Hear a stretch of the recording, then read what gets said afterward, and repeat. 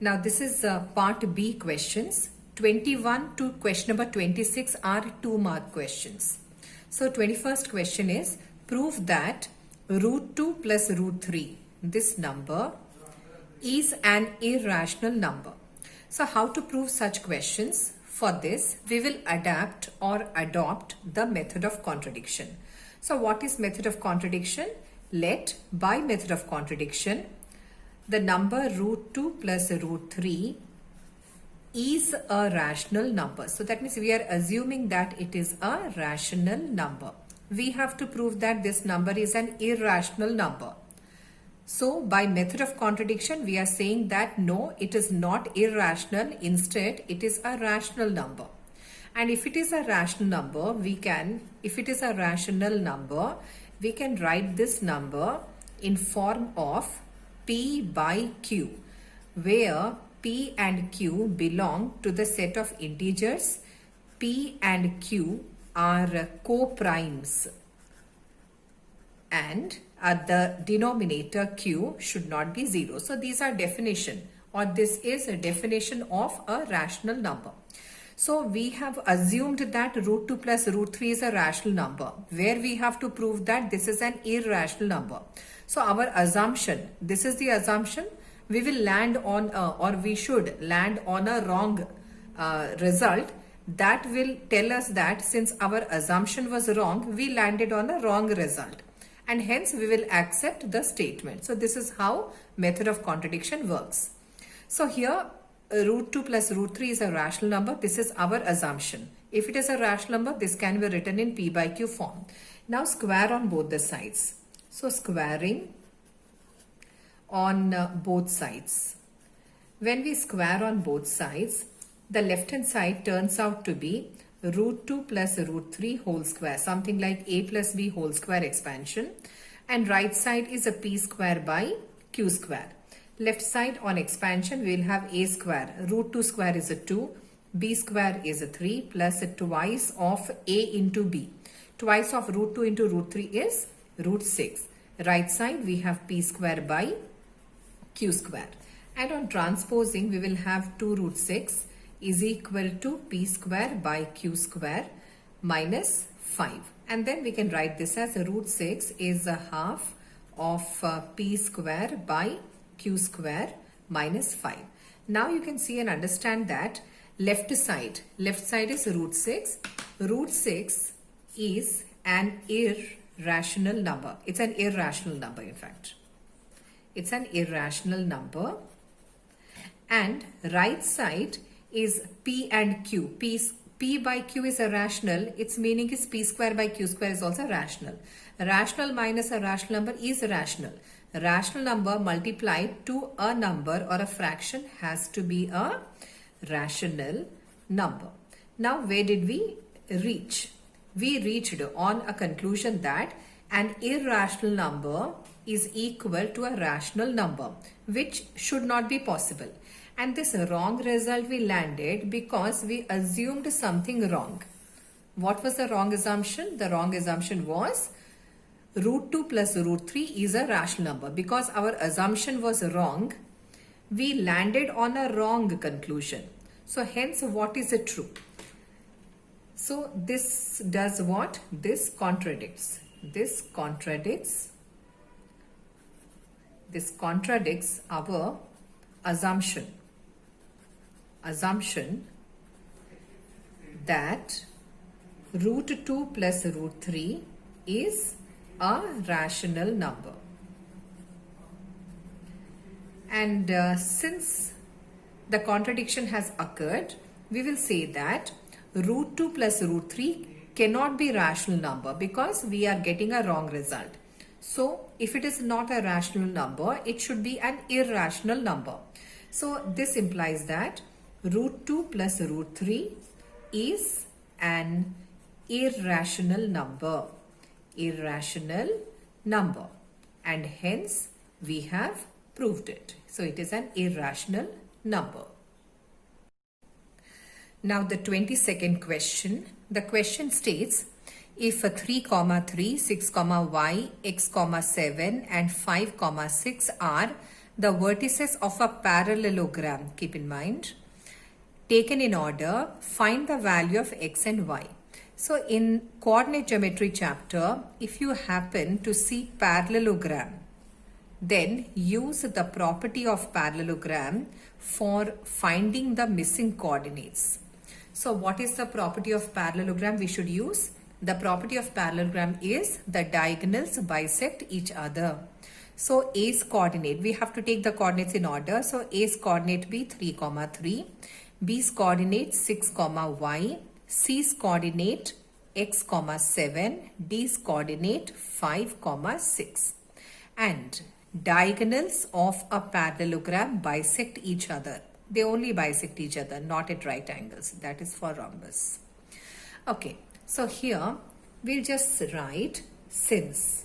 If you see parallelogram, you do this. So since ABCD is a parallelogram, I'm showing symbolically the word parallelogram. So diagonals of a parallelogram bisect each other. What does it mean? Its meaning is the midpoint of diagonal AC must be equal to the midpoint of the diagonal BD.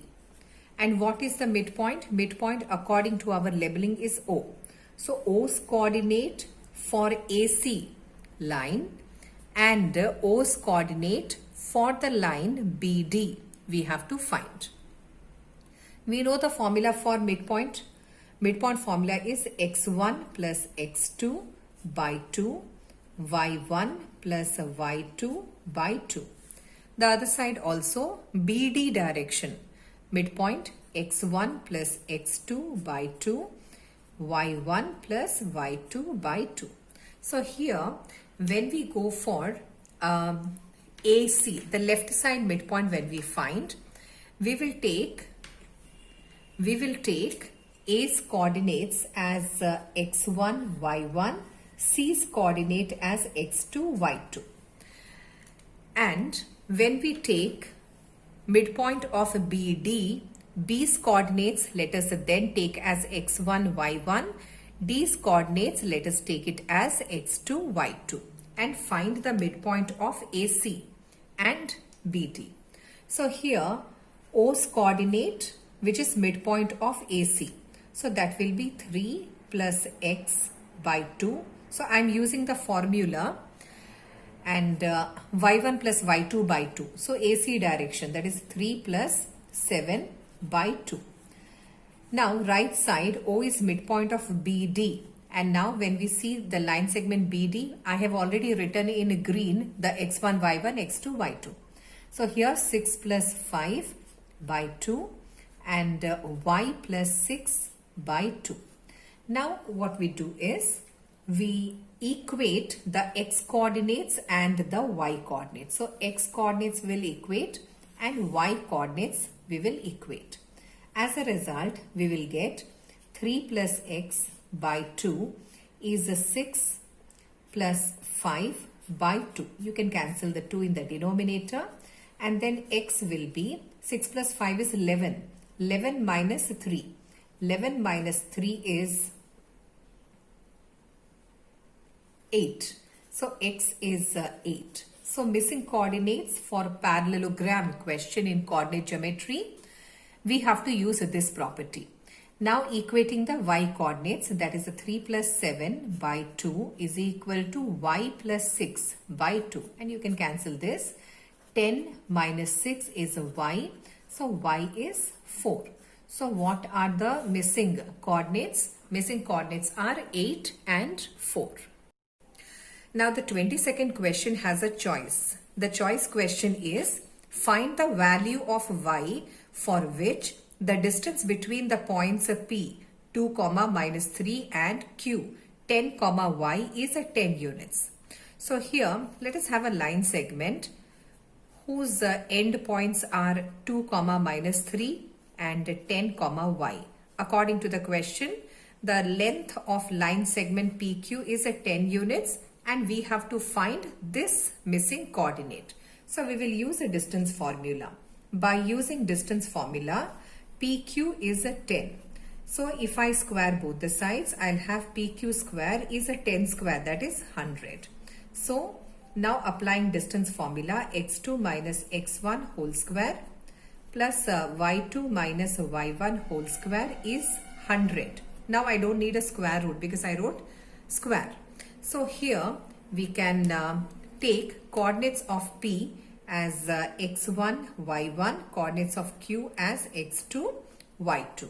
So here x2 minus x1. So here we'll have 10 minus 2 square plus y minus minus 3 means what? Y plus 3 square is 100. Then we have 10 minus 2 is 8. 8 square is 64. That we will transpose to the other side. And here y plus 3 whole square we will expand. So we will have a y square plus 3 square, that is 9, plus a twice of y into 3, that is 6y, is equal to 100 minus 64, that is going to be 36. Then we have y square plus 6y and then 9 minus 36. 9 minus 36 is a negative number. So let's do this first. So 27. So minus 27 is a 0. So this came out to be a quadratic equation. So we will have two values of y. So we'll go for splitting the middle term. Two numbers whose product is minus 27 and sum is 6. We know that 3 nines 27. We want plus 6. So we can take 9 and minus 3. Since y square coefficient is 1, we can write it directly its factors as y minus 3 into y plus 9. If you multiply this, you will get y square plus 6y minus 27. Each factor when you equate to 0, we will get y as plus 3 or minus 9. So what is the value of y for which distance between PQ is 10 units? Either 3 or minus 9. Both are correct answers. Now the 23rd question. The question is find zeros of the quadratic polynomial 4x square minus 4x minus 3. So because we have to find zeros, equate this to 0 and verify the relation between zeros and coefficients. Now if I write the standard form of a quadratic equation just above this, we can find what are the coefficients. Standard form is ax square plus bx plus c equal to 0.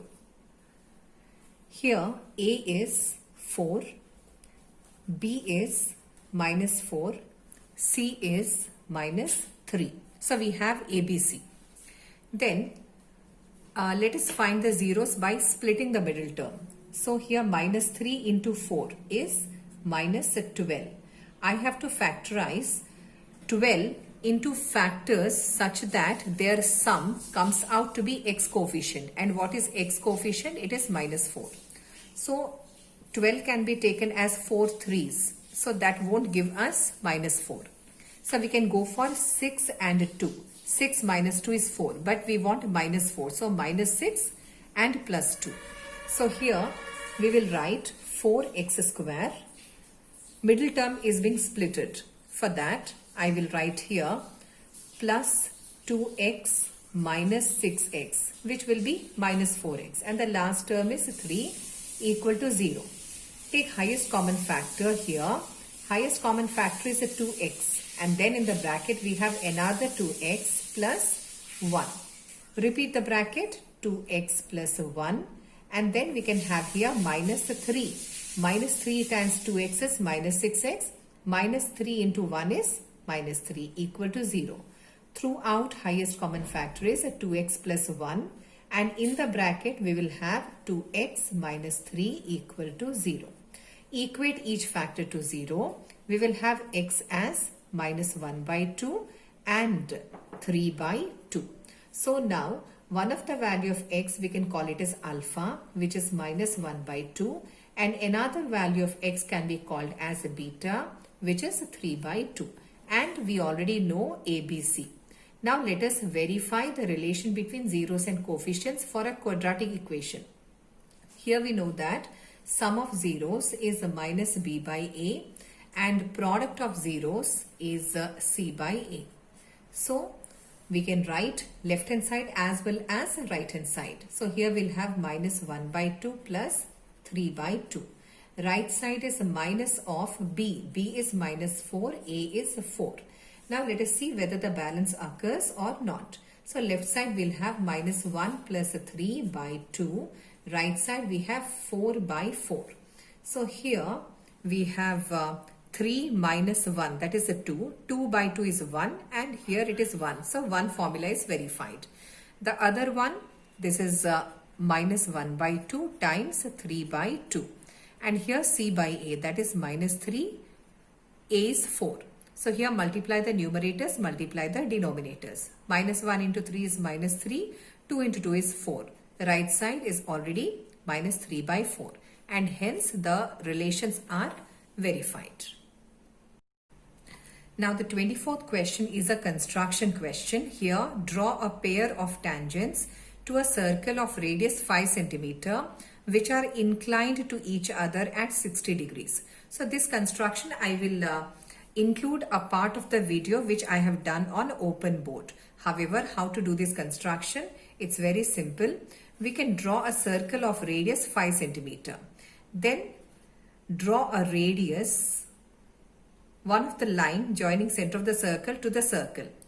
And since angle between the tangents which are drawn to the circle from external point is 60, so at the center we have to construct an angle 180 degrees minus 60, that is 120 degrees. How to do this construction? On the compass or circular, take a certain radius. OS center with a certain radius, draw an arc intersecting this radius. Now this as center, cut an arc. Now you have 60. Now this as pointer, cut another arc. Now you have another 60. 60 plus 60 is 120. So you have constructed 120 at the center of the circle. Now join O to this second point of intersection and connect to the circle. So you have at the center 120 degrees. So at point P and Q, draw two perpendiculars. Why? Because we have to construct perpendiculars at point P and Q. And that perpendicular will be tangent. Tangent is a line that is perpendicular to the radius at point of contact. For that purpose, P as center with a certain radius, draw an arc intersecting this radius. Now this point as center, draw an arc with the same radius with which this arc was drawn. So you have 60. With this current location, cut another arc. The second part we have to bisect. So take a distance of more than half of this length. Pointer at this location, draw an arc. With the same radius, pointer at this location, cut the previous arc. Now join P to this point. If you use a protractor, you will know that you have already constructed 90. Same way, Q as center, an arc of a certain radius. With the same radius, pointer here, an arc. Pointer here, another arc. So first 60, leave it. Second 60, you have to bisect. And how to bisect? Take a radius of more than half of this length, the second 60 length. And draw intersecting arcs by putting pointer at this location and this location alternatively. Now join Q to this. You have constructed another 90.